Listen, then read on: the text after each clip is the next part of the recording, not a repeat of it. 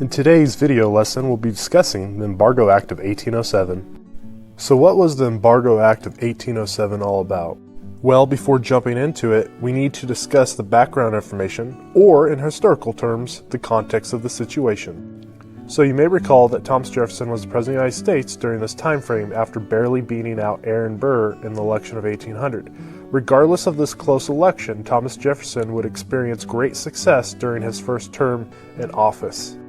For instance, Thomas Jefferson would be able to secure the Louisiana Territory for the United States of America in 1803 after purchasing it from Napoleon of France for $15 million, or roughly 3 cents an acre. And with this purchase, America essentially doubled its geographical size.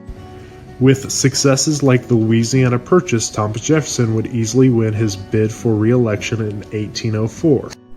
However, like many two-term presidents, Thomas Jefferson would face difficulty during his second term in office. So let's go ahead and take a closer look at some of those challenges that Thomas Jefferson faced during his second term in office. Like his two predecessors, George Washington and John Adams, Thomas Jefferson, too, would face the ongoing conflict residing in Europe. You may recall, after Napoleon Bonaparte's rise to power, he quickly dominates Europe and establishes what is known as the Continental System, in which his goal was to cut off trade with Great Britain.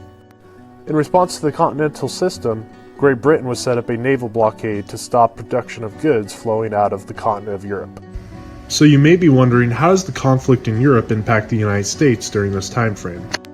Well, you may recall that the United States economy was largely one based around agriculture and the exportation of raw materials. So think cotton in the South and the beaver trade in the Northeast. In return, America would buy finished goods from the continent of Europe. However, because Great Britain has shut down the continent of Europe through their naval blockade, America's economy would suffer greatly.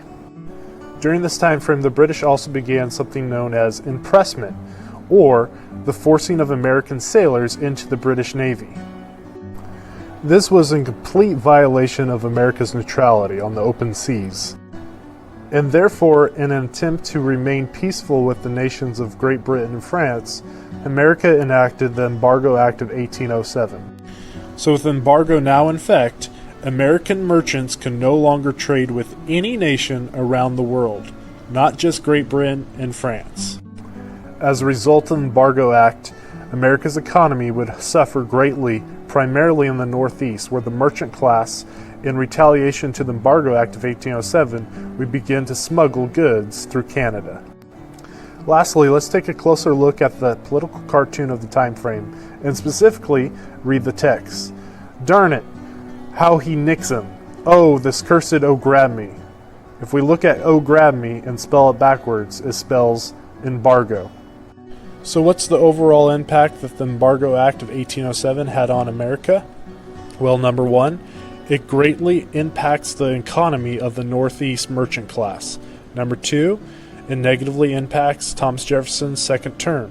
And number three, now there's a growing call for going to war against Great Britain, especially amongst the war hawks such as Henry Clay and John C. Calhoun.